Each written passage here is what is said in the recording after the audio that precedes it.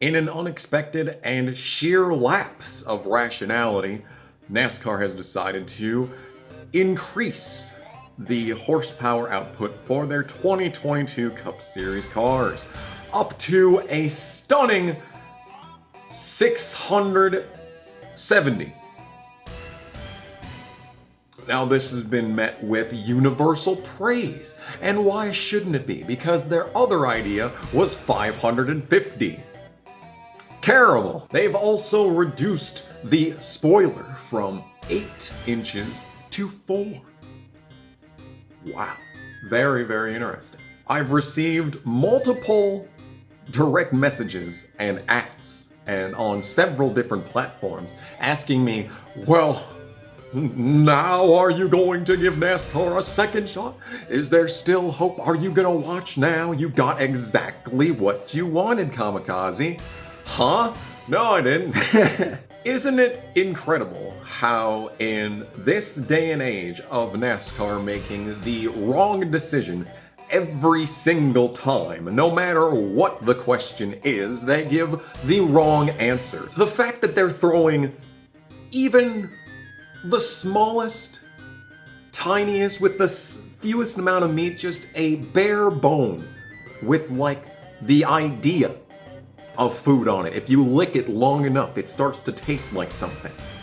The smallest, most irrelevant bone they could possibly throw to the fans. This is it.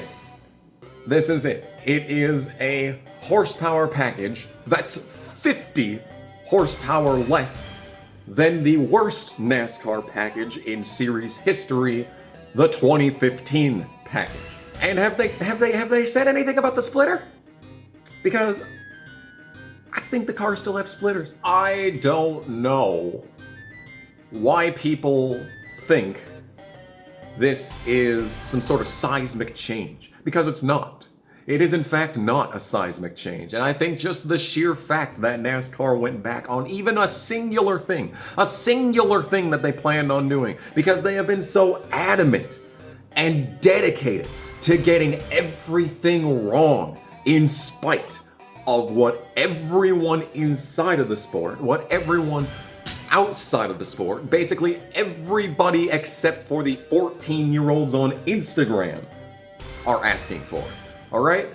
They've been so committed to it that going back in any capacity is now a sign of good faith. I'm not seeing any convincing reason to believe that this is going to change anything. Not only are they just, they're changing it at every track except for Daytona, Talladega, and the new Atlanta, the wide boy Atlanta. Oh no, it's not good. It's not good. Oh, that's not gonna be good. Yeah, they're so confident that the 670 horsepower package is going to make the cars go fast, that they're still going to be using the 550 at Atlanta.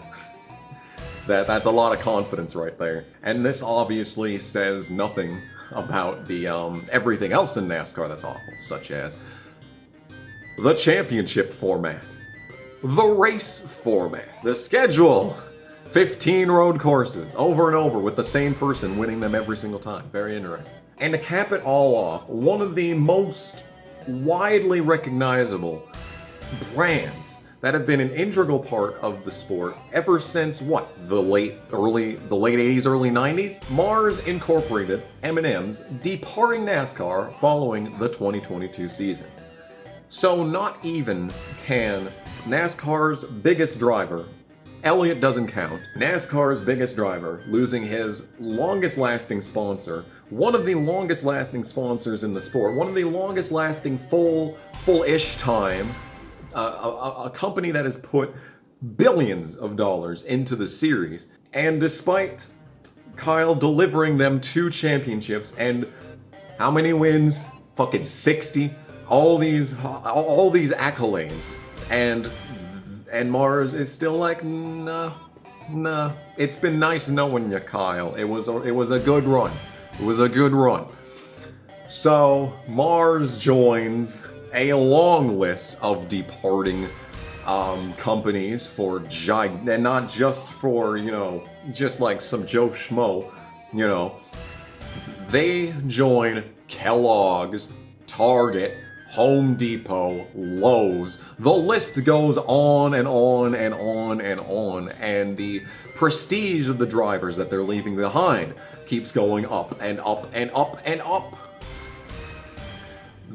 Eminem's leaving NASCAR, leaving Kyle Busch, is on the tier of Lowe's leaving Jimmy Johnson. Lowe's leaving Jimmy Johnson should have been a sign for everyone to begin to panic. It is time to panic. We are past concern. We have hit panic. This is not good for the series. I refuse to even give a moment's attention to the people who claim that actually one of the longest lasting sponsors in the series, who have been with probably the single most important driver of this entire generation just deciding to up and leave, that's actually not a bad thing. It's actually a good thing. It's a sign that the series is healthy. No, this is a disaster. It is a warning. It is a warning to every other driver in the series. No one is safe. The biggest sponsor will leave the biggest driver. It's happening. It's happened before, and it will continue to happen. It is not looking good. Not looking good. And people telling me that, well, they almost did what you wanted them to do. They started looking in the direction of where you want them to go. They've been going down the wrong pathway for the past decade, just strolling on down without a care in the world of all the dangers that lie ahead of them and the destruction that they've left in their wake. But today, which was the 21st of December, which is less than 2 months before the first race with this style of vehicle is going to be run, and they've only just now decided, after the first ever multi-car test, multiple cars on track, like more than 4 cars on the track at once, they have just decided now that, oh wait, this is going to be a total disaster. Let's at least attempt to mitigate the damage that this is going to cause to the series. Yes, just now, just a month and a half before the season's supposed to start, before everyone's supposed to have these cars and have these plans already in place.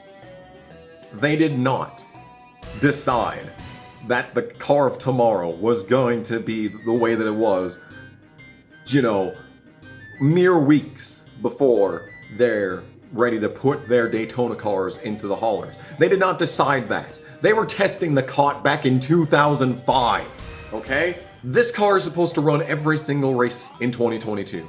And they've only just now decided that, okay, actually, we're gonna have different size spoilers and a different engine rules. I don't know. It seems like they really didn't think this out very well.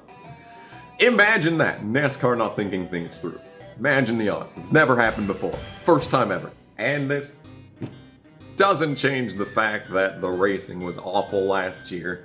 I mean, one singular clip of Brad Keselowski lifting the throttle in the corner one time has been the subject of major cooming in my circles and people that I talk to daily. On a daily basis, they're like, off-throttle time.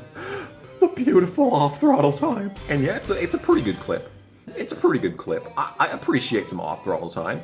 I sure would like it at every single track, but we can't get everything that we want. In fact, we can only get about 1% of everything that we want, because this barely counts as 1%. This is an incremental change that's barely gonna make any difference whatsoever, okay? One track, one clip, one driver says that it drives like the 2005 cars. Brad, you didn't even race in the Cup Series in 2005. What are you talking about? How would you know how they drive, man? I personally think he's only saying that because now that he's a team owner, he recognizes the need for fans to be tuning into the series, otherwise it's going to collapse in on itself. So he wants to give the illusion that fans are going to get something that they want out of this. Just so that, you know, at least they can tune into Daytona and give Roush Fenwick Keselowski that sweet, sweet ad revenue. But I'm not going to claim that. That's a bit of a stretch, you know? That's a bit of a stretch, but is it that much of a stretch? No, I'm not going to go back on the why this lifelong NASCAR fan is done with NASCAR video after 2020. All right? I'm not going back on that. They still need to add another 200 horsepower, at least. They still need to get rid of this awful championship one and done for all championship deciding race, which is garbage and always will be garbage. Always. It will never be good. It will never be a good idea. It will never even come close to being a worthwhile investment when your entire fucking 36 race, 9-month long season can be undone by a single shitty restart in a arbitrary 4-for-all race at the end of the season that's supposed to encapsulate an entire year's worth of work. That will never be okay. Stop. Get help. Get rid of that and get rid of the stage cautions. Get rid of the stage cautions. There should never, ever, at any point in a professional, top-tier level of motorsports event, never should there be a scheduled caution. That's stupid. So that's the big 3 of reasons why I'm still not gonna put up with this shit. I could go on, but this video is long enough already. In any case, the total disaster that has been the previous 4 years of NASCAR Cup Series racing, specifically the Cup Series. Everything else has been, you know, tangentially a disaster, but you know, it all rolls downhill. You know, shit rolls downhill. But yeah. I really enjoyed F1 this year, except for towards the end when I thought Verstappen was going to lose. I really enjoyed IndyCar this year. IndyCar from start to finish was really strong. Yeah, I'm ever since stopping caring about NASCAR, I'm the happiest that I've ever been. I know what everyone's going to say in the comments section. Oh, he's so mad. He's so mad about NASCAR not doing what he wants to do. He's so mad. No, actually, ever since 2021 started and I stopped caring so much about this shit, dude, I'm the happiest I've ever been in my life. It has been a life-changing experience not caring about this garbage anymore. Truly, I have not been this happy in my entire life. Oh, okay, that's a lie, but definitely ever since 2018. Definitely ever since 2018. In any case, thank you all so much for watching. This was going to be a Christmas special, just to be like, Merry Christmas, here's a NASCAR video, but I was lazy and didn't record it until now.